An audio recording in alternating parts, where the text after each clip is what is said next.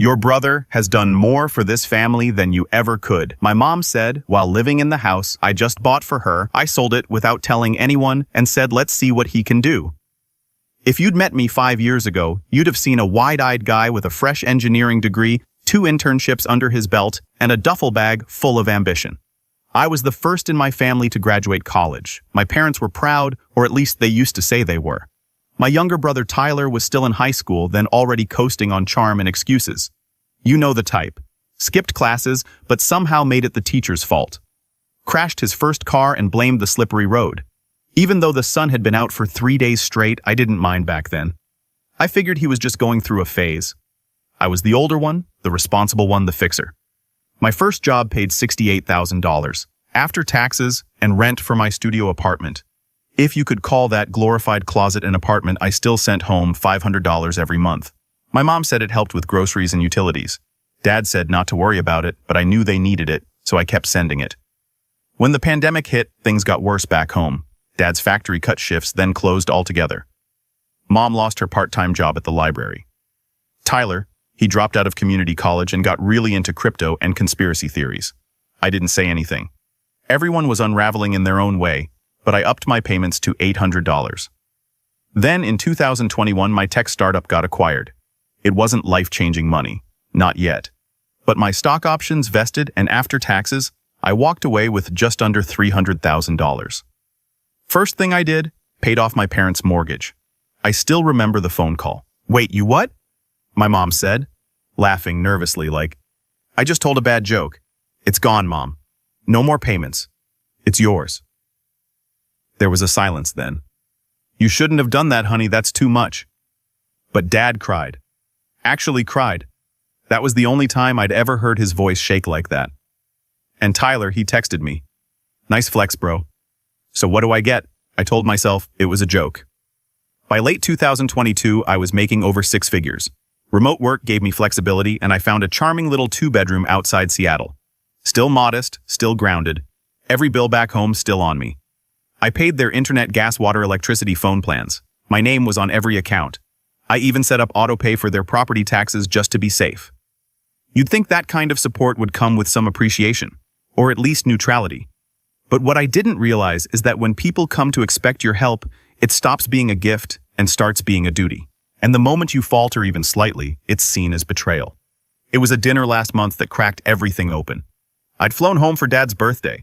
Nothing fancy, just a backyard barbecue with some relatives, a few neighbors, and enough potato salad to feed a football team. I brought a nice bottle of whiskey and some steaks.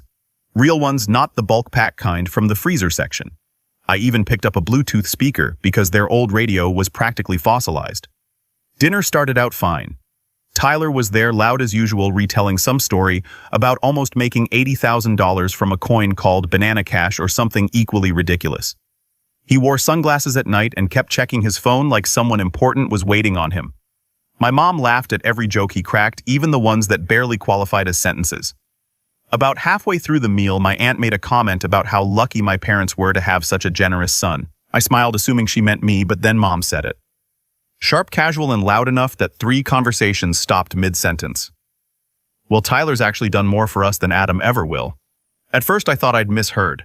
I literally blinked like a cartoon character trying to replay it in my head.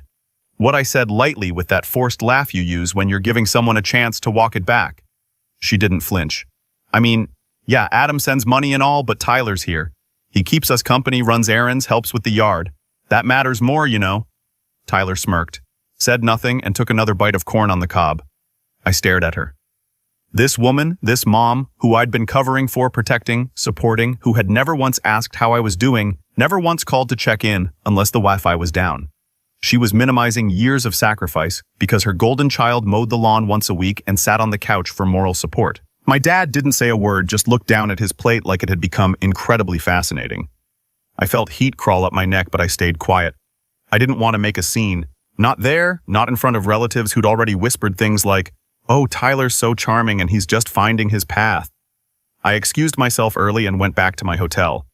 I didn't sleep that night, not because I was angry, though I was, but because I was rethinking everything. The mortgage, the utilities, the hours on the phone with Comcast, when they couldn't figure out why the internet kept dropping. The time I took off work to help repaint the living room. The holidays I skipped vacations for just to come home and be told you're too quiet or you should be more like Tyler. He's so fun. And now apparently he'd done more than I ever would. I checked the deed that night. It was still in my name. I'd put it there when I paid off the mortgage thinking it'd be safer that way just in case. And now for the first time, I was glad I had. The next morning I smiled through breakfast like nothing had happened. Tyler made a joke about me being sensitive and said something about crying in Bitcoin. Mom chuckled. Dad sipped his coffee and stayed silent, but in my mind I was already flipping switches quietly, carefully. Because if Tyler had done more for them, then maybe it was time he did more. And maybe it was time I stopped footing the bill for their selective memory. I didn't go no contact right away. That would have been too easy. And honestly too sudden for anyone to learn a lesson. I wanted to understand, I wanted to see if it was just a one-time comment from my mom or if I'd been blind this entire time to something much uglier. So I played along. After that dinner, I spent 2 more days at home, smiled through it, helped clean out the garage like nothing happened, picked up coffee for my mom, and brought Dad a new pair of thermal gloves for the winter. When Tyler bragged about his new business opportunity, which turned out to be a dropshipping course he paid $900 for, I nodded politely. I even asked questions just to keep the peace, but every little thing started adding up. Like the way my mom suddenly had so many chores she couldn't get to whenever Tyler was around. Oh honey, can you help me clean out the attic? My back's acting up. Never asked Tyler, never even looked his way, or how Dad started mirroring her comments. You're lucky you're good with money, Adam, 'cause you sure don't talk much. Like being quiet made me defective. Or the kicker. That night when I overheard them in the kitchen, I had gone to the back porch to take a call, and on my way back in, I passed by the kitchen window cracked open just enough for voices to leak out. Mom and Tyler. He acts like he's the only one who works, she was saying. Just because he sends money doesn't mean he gets to act better than us. Tyler laughed.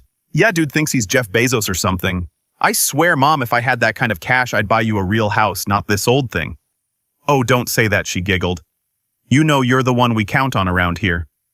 I stood there in the dark, my hand still on the doorknob. My throat felt tight, not from anger, but from this strange icy clarity. They meant it. This wasn't just a fluke comment at dinner. This was the way they saw the world. Tyler, the golden boy who could do no wrong, and me, the utility company with a heartbeat. By the time I flew home, I had made a quiet decision. I wasn't going to yell. I wasn't going to write some long tear-filled email. I was just going to stop. No announcements, no drama, no hint of guilt, just step back and watch. The first thing I did was switch the deed on the house into a revocable trust under my name. No more direct ownership, just a little legal firewall, something quiet and visible. Then I reviewed the bills. They were all still under my accounts with my email as the contact easy access. I paused the autopay on the electric first. That was just a test, a small one. Within 3 days, I got a call from my mom. Hey, sweetie, she said, voice overly sweet. The lights flickered twice last night, and this morning the oven wouldn't turn on. Did the power company screw something up again? I feigned concern. Weird. I'll call and check, but I didn't. And 2 days later, she called again, this time more annoyed. I just got a notice that the payment didn't go through. Did you update the card? I waited a beat. No, I haven't changed anything. Maybe you should call them directly. Oh well, can you take care of it? Your father was trying to watch the game and the TV shut off. Maybe Tyler can help, I said quietly. She went silent. It was the first crack. Over the next few weeks, I slowly peeled back the support. Gas bill, internet, then water. Each time I acted confused or unavailable. I was slammed with work or shoot. I thought that one was still active. And each time the tension on the other end of the line grew. Tyler predictably did nothing. The first time the Wi-Fi cut out, he drove to a Starbucks and posted on Instagram about how hard work never stops laptop computer hot beverage. The next time he borrowed the neighbor's connection by standing on the porch with his phone in the air like a TV antenna. The worst part, they still didn't say thank you. Not once. Not even in retrospect. They were more irritated than anything. Like a vending machine had eaten their dollar. But I wasn't doing this for thanks anymore. I was doing it for clarity. And that clarity came one Saturday night when I got a call from my Aunt Dad's sister, Denise. Hey Adam, she said. Listen, I just wanted to ask if everything's okay with you and your folks. I blinked. What do you mean? Well, she hesitated. Your mom was over here earlier and she seemed really upset. Said you'd cut them off completely. Said she had to dip into her savings to pay the water bill. Then she said something about you trying to control them by holding the house over their heads. I laughed short and sharp. Control them. I paid off their mortgage. I've been covering everything for 5 years. I know, sweetheart. I told her that. She's spinning it like you're punishing them. I sighed. Did she mention Tyler? She said he's doing everything he can to keep them afloat. I had to physically stop myself from hurling my phone across the room. After I hung up, I sat on my couch for a long time just staring at nothing. The betrayal wasn't the bills or the lies or even the lack of appreciation. It was the twisting of it all. The way they were rewriting the story to make me the villain. And Tyler, he was eating it up. He started posting vague tweets. When someone only gives to feel powerful, they were never generous in the first place. Or fake love is when the help comes with strings. I didn't follow him, but a mutual friend screenshot them for me. I felt sick not because of what he was saying, but because he believed it, or at least he wanted other people to believe it. I had become the cautionary tale in his personal redemption arc. Then came the final straw. 3 weeks ago, I got a call from my mom. It was short cold. Adam, your father and I talked, and we'd appreciate it if you transferred the deed to us fully. It just makes things cleaner legally. I almost dropped the phone. You want me to give you the house? It's our house, she snapped. You paid it off for us, but now it's in your name, and that doesn't feel right. Doesn't feel right, I repeated. My heart was pounding. Tyler agrees, she added, like that would make me fold. He said, if you really cared about us, you wouldn't make us feel like guests in our own home. I was quiet for a long moment. Then did he say anything else? She hesitated. He also said, you've been holding this over our heads, that you're trying to punish us. Punish them. Punish them for what I had bent over backwards for years, quietly, consistently. I never asked for anything in return, not even affection. And now they were accusing me of manipulation because I'd finally taken a step back. That was the moment, the actual breaking point. Because it wasn't just favoritism anymore. It was warping reality to make me into the enemy. And Tyler. He was the golden boy general leading the charge with a self-satisfied smirk and a Twitter following of 300 people who thought he was deep. That night, I sat down with a glass of wine and opened up every account. I stared at the property file, looked at the utility log, thought about all the years my 20s spent worrying about whether my mom remembered to refill her blood pressure meds, or if Dad's heat would stay on through the winter. And then, I thought about Tyler and that sentence. He's done more for us than you ever will. I closed the tab slowly because the next move that was going to change everything. The first week after that call, I felt nothing. Not anger, not sadness, just blank. Like someone had reached into my chest and unplugged something essential. I still woke up at 6:30, still made my pour-over coffee, still sat down at my desk like I always did, but I wasn't there. I'd click around my email, half-heartedly, read Slack messages, smile on Zoom calls when I needed to, but inside it was just static. It didn't hit me until a few nights later. I was lying on the couch in the dark Netflix show I wasn't watching when I glanced at my phone. A notification Tyler just posted. Nothing hurts like realizing your family only loved what you gave them. The caption wasn't tagged no names, but it didn't have to be. That's when it finally landed. I wasn't just being excluded, I was being erased. Every dollar I'd spent, every birthday flight, every grocery run, water heater, fix busted Wi-Fi call gone, scrubbed from the family story like I'd never mattered. And what made it worse, they weren't even trying to hide it. That night I cried. Not like a single tear down the cheek movie cry, like ugly cried on the floor in my hoodie, shoulders shaking, nose running, chest heaving. I hadn't cried like that since college. I don't even know what triggered it. Maybe it was that word family because I was starting to realize I didn't have one anymore. The next morning I called in sick for the first time in years, told my manager I had a stomach thing. He was understanding.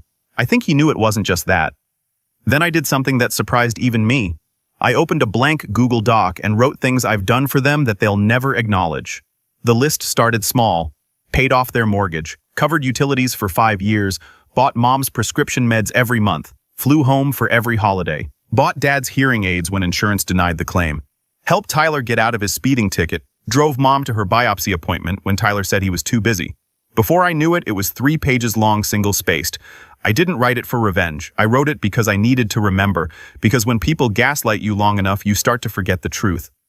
And I couldn't afford to forget mine. That list became my anchor. Every time I felt doubt creep in, like maybe I had been too controlling, too cold, too distant, I'd read it.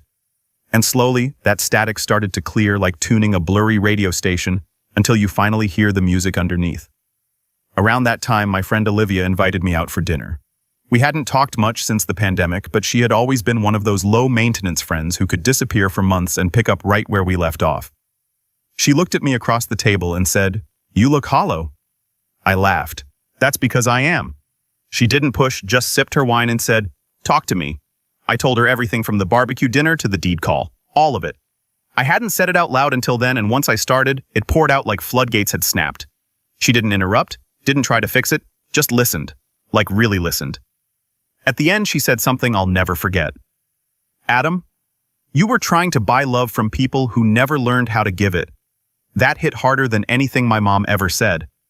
It stuck with me all week because deep down I knew she was right.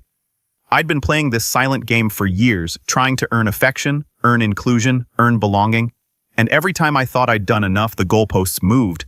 I'd been walking a treadmill with no off switch, so I stepped off. Literally, I booked a trip. It wasn't anything fancy, just a cabin up in the San Juan Islands. Off-grid, no Wi-Fi, no reception, just pine trees, cold air, and silence. For the first time in years, I wasn't checking bill due dates or calling in prescriptions. I wasn't wondering if the furnace filter needed replacing or if Tyler had crashed another car. I just sat, took long walks, cooked meals slowly, like it was an art instead of a chore. And somewhere in that quiet, something started to shift. I realized I didn't miss them, not the way I thought I would. I missed the idea of them, the dream I'd built in my head, the supportive parents who bragged about me to friends, the brother who'd call me when something went right, or even when it didn't. But the real versions, the ones who took and twisted and dismissed. No, I didn't miss them at all. When I got back to Seattle, I was clearer than I'd been in years. I started making changes. First, I met with a financial advisor, not just to review my assets, but to build something for me, a real future one where I wasn't bleeding support into a black hole. She helped me set up a retirement plan, a travel fund, and even a down payment for a real house. Not the tiny apartment I'd been crammed in for 3 years. Then I called the contractor. I'd been putting off converting the second bedroom into an office/hobby space. Told myself I didn't need it, but screw that. I wanted it. Within a month, the carpet was ripped, fresh paint was up, and a big desk with a view of the city skyline sat waiting for me every morning. I also picked up woodworking. Not because I was good at it, I wasn't, but because it forced me to slow down, to measure, to focus. My first project, a coffee table with wobbly legs and too much varnish. I still keep it. Therapy came next. I had danced around the idea before, downloaded the apps, bookmarked clinics, even filled out a few get-matched forms, but I never committed. It always felt like admitting defeat. Like if I went to therapy, it meant my family had won, but it didn't. Therapy wasn't for them. It was for me. So I went weekly. Sometimes I talked. Sometimes I just sat there and tried not to cry. My therapist, a sharp, warm woman named Clara, helped me unpack years of guilt I didn't even realize I was carrying. "I think you grieve the wrong person," she said one day. "What do you mean? You keep grieving your mom. But I think you're mourning the version of her you created, not the one that actually exists." I stared at her, stunned, because she was right. The woman in my head, the one who hugged me after my college graduation and whispered, "You make us so proud." She died a long time ago. If she was ever real to begin with, the real one, she was just someone who needed someone to blame when life didn't turn out the way she wanted. And Tyler, he was the perfect scapegoat's opposite. Charming, irresponsible, full of promises he'd never deliver. They needed a villain and a hero. I'd just been cast before I knew there was a script. It took time, months, honestly, but something in me healed. I wasn't fixed. I wasn't over it, but I was stronger. I stopped checking their social media, stopped answering texts, stopped hoping. I started dating again, carefully, slowly, but with more honesty than before. I told people up front, my family situation is complicated, but I'm working on building something better. And that's what it felt like, building brick by brick. A life that wasn't about pleasing others, but finally, about me. Then came the message. Out of nowhere, a single line from my mom. "Your father is in the hospital. Call me." That was it. No context, no greeting, no warmth, just that. And as I stared at it, thumb hovering over the screen, I felt the coldness seep in. Because in that moment, I knew something had changed. Not just in them, but in me. This time I wasn't going to run back. This time I wasn't going to play savior. This time the next move was going to be mine. I didn't reply right away. In fact, I stared at that message for over 2 hours. Just sat there on my couch phone, face up on the table, watching the screen go dark and light up again. That line, "Your father is in the hospital." Call me. Burn like a brand. Not please, not we need you. Not even his condition. Just call me like I was the help. Like I was still the kid with the debit card, the backup plan, the one who always showed up. But that version of me was gone. Buried with the fake image of a family I finally stopped chasing. Still, I had questions, and a part of me, small, cautious human, wanted to know the truth. So I didn't call. I emailed. "Hey, I got your message. I'm sorry to hear he's in the hospital. I hope he's okay. Can you send me details? Diagnosis, location, visiting hours, who's with him. I'll reach out once I know more." Adam, no. Mom. No warmth, no emotional bait. She didn't reply until the next day, and when she did, it was a 3-line email with a photo attachment. He had chest pains. They kept him overnight for tests. Tyler is with him now. Tacoma General, room 432. Let me know if you're coming. The photo. Tyler standing next to Dad's hospital bed, grinning like he was in a selfie at a theme park. Dad looked pale, eyes, half-open tubes in his arm, but Tyler had tagged it. Number family first. I didn't go. Not that day. Not the next. I figured if they wanted Tyler to be the hero so badly, they could have him. I wasn't going to fight for a role I never auditioned for. But the longer I thought about it, the more it twisted in my chest, because suddenly everything clicked. All the snide comments, all the guilt-tripping, the demand for the deed, the twisting of the narrative. It wasn't just favoritism, it was positioning. They were rebranding, rewriting history. And Tyler, he wasn't just the golden boy. He was the replacement, the new loyal son, the one who stayed close, smiled for pictures, and played the part. And me, I was being slowly deleted. Like a bad draft they regretted ever publishing. That's when I knew this wasn't over. Not by a long shot. They hadn't just burned a bridge, they tried to bury me under it. And I wasn't going to let them. So I started planning. Not out of spite, not even out of vengeance really, but out of principle. Because if you let people rewrite your story without pushing back, they'll sell it to everyone as the truth. And my truth, it was time they remembered who I really was. The first step was legal. I reached back out to Marisol, my attorney, who helped me transfer the house into a trust last year. She was sharp, no nonsense, and extremely good at keeping receipts. We met for coffee and I laid everything out. The manipulation, the smear campaign, the request to sign over the deed. She raised an eyebrow. They asked you to gift them the house. Yeah, I said it would be cleaner that it's their home. She snorted. That's adorable. Then her face turned serious. Do you want to keep the house? I hesitated. I don't know, I said. I don't want to live in it, but I'm not just going to give it to them after everything. She leaned back. Okay then, let's make sure they can't touch it. Not now. Not ever. We reviewed the trust. It was already airtight, but she suggested we add a clause that prevented any unauthorized tenancy or modification. In short, they could live there while I allowed it. But if they tried to force my hand, I could legally have them removed. It felt cold, harsh even, but it also felt like armor. Step 2, information. I needed to know what was really going on with Dad, not through the family grapevine, through facts. So I called Tacoma General and asked to speak to the attending physician for room 432. I was listed as an emergency contact, still had power of attorney too. Another detail they'd conveniently forgotten. The doctor was kind, professional. He had some minor arrhythmia, she explained. Stress-induced most likely. Nothing immediately life-threatening. We're monitoring, but he's stable. Will he need long-term care? Not unless his condition worsens, but we're recommending some major lifestyle changes. That hit me sideways because I knew what that meant. Diet routine, blood pressure meds, and no more chain smoking in the garage or drinking 3 beers before dinner. Basically everything my dad hated. I thanked her and hung up. Tyler hadn't posted anything since the photo, but Mom had. A long Facebook post with a soft filtered picture of Dad in bed. She wrote, "Prayers needed. It's been a scary few days, but we're staying strong. Thank you to our amazing son Tyler for staying by our side through all of this. He's been a rock." There it was. No mention of me again. Just Tyler, the rock, the hero, the revised son. And then the final straw landed in my inbox. A forwarded email from Marisol. Subject line notice of change request, property occupancy transfer. It was from a local property attorney asking if I would consider signing over occupancy rights of the property to the long-term residents Michael and Linda Thomas for stability and legal clarity. They were trying to squat in my house using legal channels. Marisol included a note. Let me know how you want to play this. We can shut it down today or use it to apply some pressure. I stared at the screen for a long time. Then I wrote back, "Don't shut it down yet. I want to see how far they'll go, but give me everything. Every email, every request, every scrap of paper they've submitted, because if they wanted to play this like a game of chess, they forgot I'd built the board." The next part of the plan, information control. I reached out to Aunt Denise again.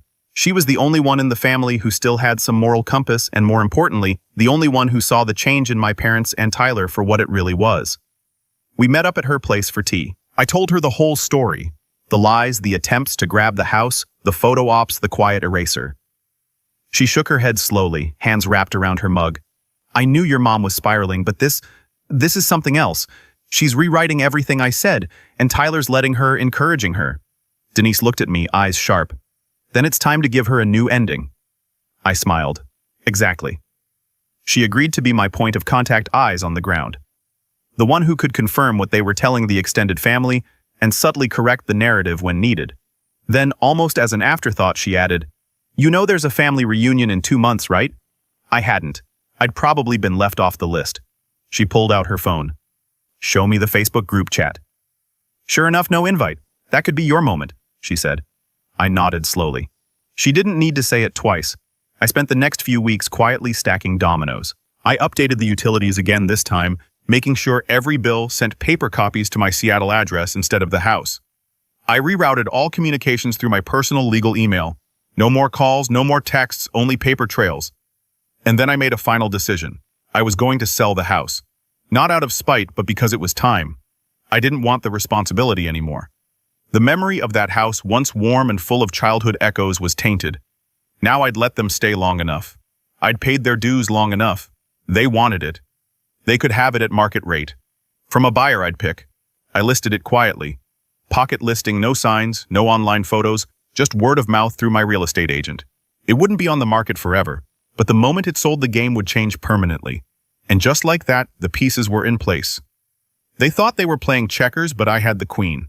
2 months later, the reunion date rolled around like an alarm I hadn't set. I hadn't been invited, of course. Aunt Denise had to forward me the details. An outdoor potluck at my parents' place, same backyard where that infamous steak dinner happened. The idea of it made my stomach twist in some unnameable way, like returning to a crime scene where I wasn't the victim, just the cleanup crew. But this time, I wouldn't be there to keep the peace. I'd be there to end the story. The house had gone under contract 2 weeks earlier. A quiet, clean offer from a retired couple relocating from Oregon. They loved the location, didn't mind the outdated kitchen, and paid in cash. Full asking price. My realtor, Kevin, was a magician. We closed in less than 10 days. The trust still owned the home, which meant my name wasn't publicly attached, something I'd done to protect myself early on. But now it gave me the gift of timing. Once the sale finalized, I had full control of when and how to serve notice. I chose reunion day seemed poetic, but I didn't want it to come as an envelope in a mailbox. I wanted it to be seen, so I printed 20 copies of the notice. Notice to vacate premises. Property has been sold. New ownership has authorized formal termination of any informal occupancy. Residents are required to vacate within 30 days of this notice pursuant to RCW 59.18.650. I had them folded neatly and stacked in a manila folder. On top, a clean print out of the property deed transfer with the date and buyer's names highlighted. My legal team had also prepared a formal cease and desist should anyone try to block the sale retroactively. The whole thing was about as airtight as it gets. Now came the hard part, showing up. I didn't do drama. I didn't want a scene, but I also didn't want this to be some abstract thing they'd find out about over email. No. If they were going to lie about me in front of family, parade around like I was some heartless son who abandoned them, then I'd give them something to talk about.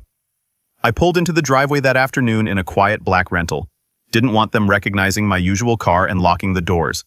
Aunt Denise met me 3 houses down and walked me through the side yard like we were sneaking into a movie. "Everyone's here," she whispered. "Even cousins you haven't seen in years. Be ready." The backyard was packed, folding tables, plastic chairs, tubs of potato salad, and cheap beer.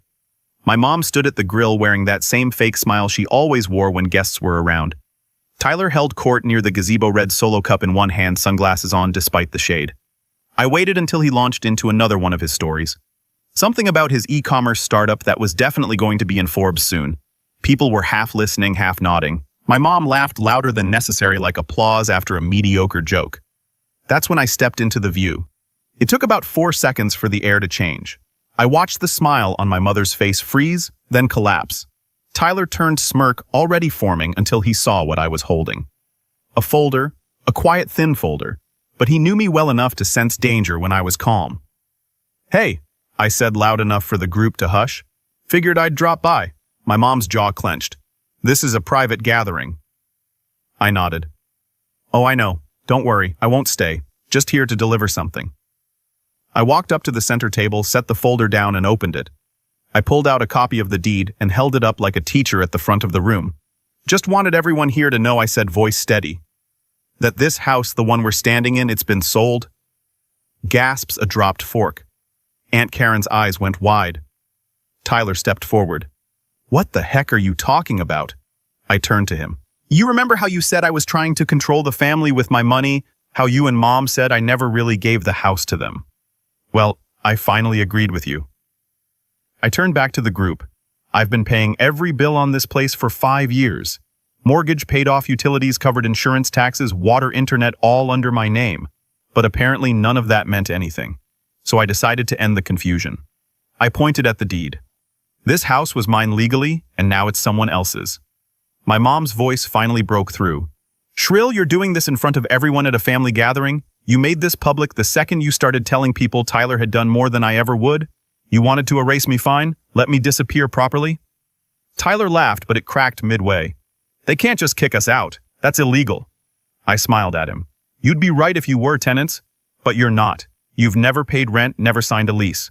You're guests. And guests can be asked to leave." I handed him one of the notices. "You have 30 days. People started murmuring.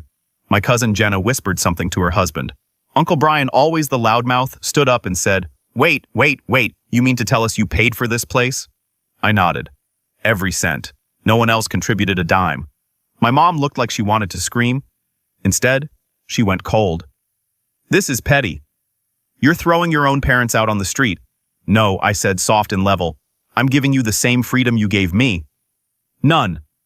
Tyler tried a last swing. "You think this makes you look good? You just nuked your family over some Facebook posts." I tilted my head. "No, I nuked it when you tried to rewrite history. When you told everyone I was never there, when you stood there and smiled while Mom said you had done more." He stepped forward, face inches from mine. "You think this is over?" I leaned in. "It was over the moment you posted that selfie." I turned and left before anyone could follow. The silence behind me was thick like a church just after someone swore at the altar. I didn't look back. 3 weeks later, I got a call from Marisol. "They've moved out," she said. "Keys were left in the mailbox. Place is empty." "Any issues?" "Just a few passive-aggressive notes, but no damage. The buyers are happy." I nodded, even though she couldn't see me. "Good." And that was that. I never got a thank you. Never got a call. Just a few indirect jabs from relatives who didn't understand why I had to make it so public. But the ones who mattered, the ones who knew what really happened, they sent quiet messages of support. I had no idea. Good for you.